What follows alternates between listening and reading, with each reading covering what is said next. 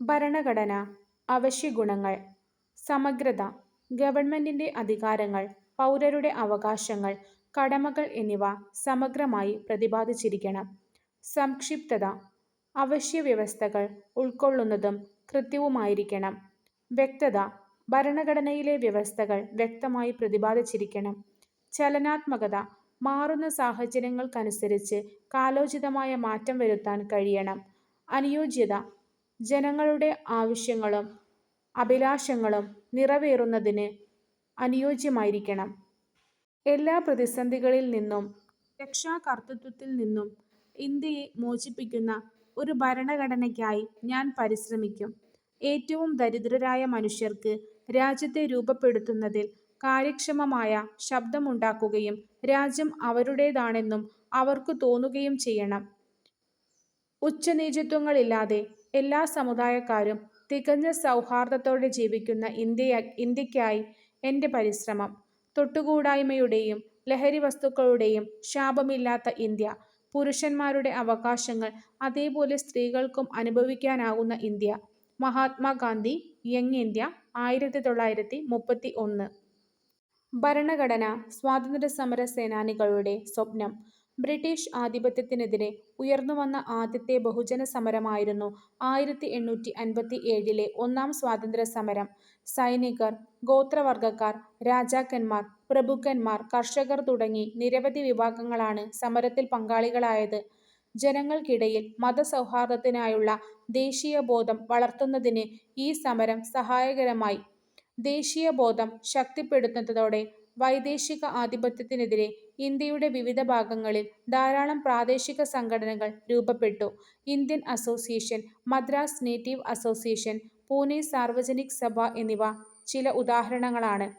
പ്രാദേശിക സ്വഭാവമുള്ള ഇത്തരം സംഘടനകളിൽ നിന്ന് വിഭിന്നമായി ദേശീയ തലത്തിൽ ഒരു സംഘടന ഉയർന്നുവന്നു. 1885 രൂപീകൃതമായ ഇന്ത്യൻ നാഷണൽ കോൺഗ്രസിലൂടെയാണ്. അതോടെ ദേശീയ തലത്തിൽ ബ്രിട്ടീഷ് വിരുദ്ധ പ്രക്ഷോഭങ്ങൾക്ക് ഒരു സംഘടിത മാനം കൈവന്നു.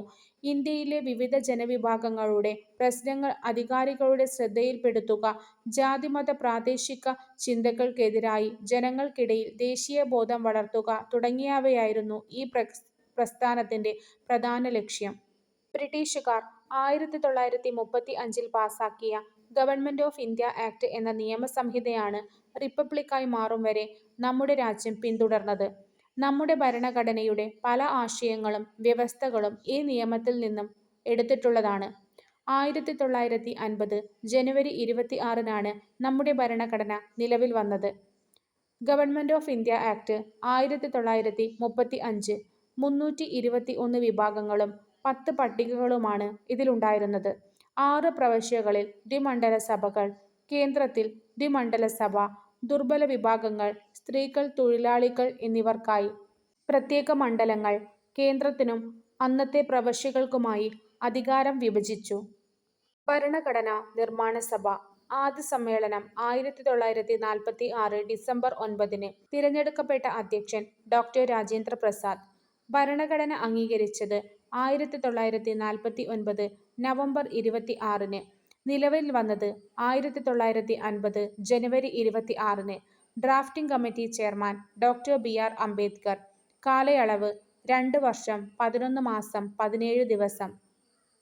ലോകത്തിലെ ഏറ്റവും മികച്ച ഒന്നാകണം നമ്മുടെ ഭരണഘടനയെന്ന ആഗ്രഹം അത് എഴുതി തയ്യാറാക്കാൻ നിയോഗിക്കപ്പെട്ട ഭരണഘടനാ നിർമ്മാണ സഭയ്ക്ക് ഉണ്ടായിരുന്നു.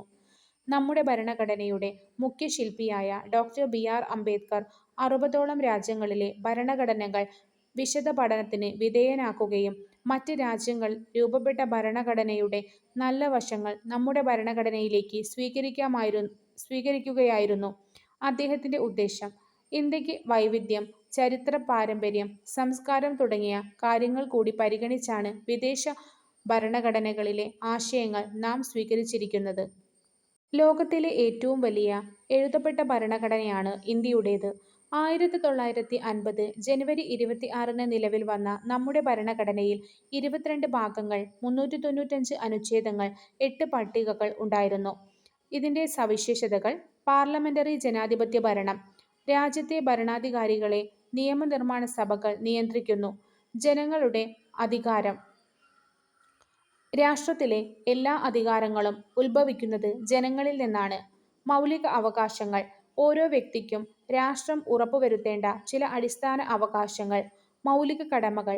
ഓരോ വ്യക്തിയും രാഷ്ട്രത്തോടും സമൂഹത്തോടും പാലിക്കേണ്ട ഉത്തരവാദിത്വങ്ങൾ. മാർഗനിർദ്ദേശക തത്വങ്ങൾ. സാമൂഹിക സാമ്പത്തിക അവകാശങ്ങൾ ഉറപ്പുവരുത്തുന്നതിനായി രാഷ്ട്രത്തിന് നൽകിയിരിക്കുന്ന നിർദ്ദേശങ്ങൾ. നിയമവാഴ്ച. എല്ലാ പൗരനും നിയമത്തിന് വിധേയരാണ്. ആരും നിയമത്തിന് അതീതരല്ല. സാർവത്രിക പ്രായപൂർത്തി വോട്ടവകാശം. നിശ്ചിത പ്രായം പൂർത്തിയായ എല്ലാവർക്കും വോട്ട് ചെയ്യുവാനുള്ള അവകാശം. സ്വതന്ത്രവും നിഷ്പക്ഷവുമായ നീതിന്യായ വ്യവസ്ഥ. നിയമനിർമ്മാണ, കാര്യനിർവഹണ വിഭാഗങ്ങളിൽ നിന്നും സ്വതന്ത്രമാക്കപ്പെട്ട കോടതി സംവിധാനം. ഫെഡറലിസം. അധികാരം കേന്ദ്രത്തിനും സംസ്ഥാനങ്ങൾക്കുമായി വിഭജിക്കുന്ന സംവിധാനം. ഏകപൗരത്വം. രാജ്യത്ത് ഒരൊറ്റ പൗരത്വമേയുള്ളൂ. സംസ്ഥാനങ്ങൾക്കായി പ്രത്യേക പൗരത്വമില്ല. ലൈംഗിക കുറ്റകൃത്യങ്ങളിൽ നിന്നും കുട്ടികളെ സംരക്ഷിക്കുന്നതിനായുള്ള നിയമം 2012. POCSO act 2012. കുട്ടികൾക്ക് നേരെ നടക്കുന്ന ലൈംഗിക അതിക്രമങ്ങൾ തടയുവാനും കുറ്റവാളികൾക്ക് തക്ക ശിക്ഷ ഉറപ്പാക്കുവാനും 1989 കുട്ടികളുടെ അവകാശ ഉടമ്പടി ലക്ഷ്യം വയ്ക്കുന്നു.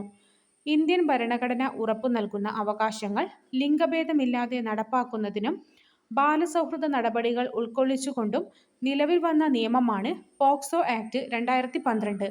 Protection of children from sexual offences act 2012. 18 വയസ്സിൽ താഴെയുള്ള ഏതൊരാളെയും കുട്ടിയായി നിയമം പരിഗണിക്കുന്നു. ഭയരഹിതമായും സുരക്ഷിതമായും സമൂഹത്തിൽ ജീവിക്കുവാൻ ഓരോ കുട്ടിക്കും അവകാശമുണ്ട്. അസ്വസ്ഥത ഉളവാക്കുന്നതും സുരക്ഷിതമല്ലാത്തതുമായ സ്പർശനം, നോട്ടം, പ്രവൃത്തി മുതലായവ ഏത് വ്യക്തിയിൽ നിന്നുണ്ടായാലും അവ തിരിച്ചറിയുവാൻ കഴിയണം. ഇത്തരം പ്രവൃത്തികളോട് അരുത് എന്ന് പറയുവാനും അകറ്റി നിർത്തുവാനും അധികാരികളോട് പരാതിപ്പെടുവാനും ശ്രദ്ധ പുലർത്തണം. ലൈംഗിക അതിക്രമ കേസുകൾ ഉണ്ടായാൽ അവ റിപ്പോർട്ട് ചെയ്യേണ്ടത് വകുപ്പ് 19 പ്രകാരം സ്പെഷ്യൽ ജുവനൈൽ പോലീസ് യൂണിറ്റോ ലോക്കൽ പോലീസിനോ ആണ്. സെക്ഷൻ വകുപ്പ് 19 പ്രകാരം ലൈംഗിക അതിക്രമ കേസുകൾ ഉണ്ടായാൽ അവ റിപ്പോർട്ട് ചെയ്യേണ്ടത് സ്പെഷ്യൽ ജുവനൈൽ പോലീസ് യൂണിറ്റിനോ അല്ലെങ്കിൽ ലോക്കൽ പോലീസോ ആണ്. പോക്സോ കേസുകൾ കൈകാര്യം ചെയ്യുന്ന ഉദ്യോഗസ്ഥൻ ചൈൽഡ് വെൽഫെയർ പോലീസ് ഓഫീസർ എന്നറിയപ്പെടുന്നു. കേരള സംസ്ഥാന ബാലാവകാശ സംരക്ഷണ കമ്മീഷൻ പോക്സോ നിയമത്തിന്റെ 44 വകുപ്പ് പ്രകാരം നിരീക്ഷണ സംവിധാനം പോക്സോ മോണിറ്ററിംഗ് സെൽ ഒരുക്കിയിട്ടുണ്ട്. വകുപ്പ് 19 സ്പെഷ്യൽ ജുവനൈൽ പോലീസ്, വകുപ്പ് 44 പോക്സോ മോണിറ്ററിംഗ് സെൽ. പ്രധാനപ്പെട്ട ഭരണഘടനാ ഭേദഗതികൾ. ഭേദഗതി 1 1951 പട്ടികകളുടെ എണ്ണം 9 ആയി.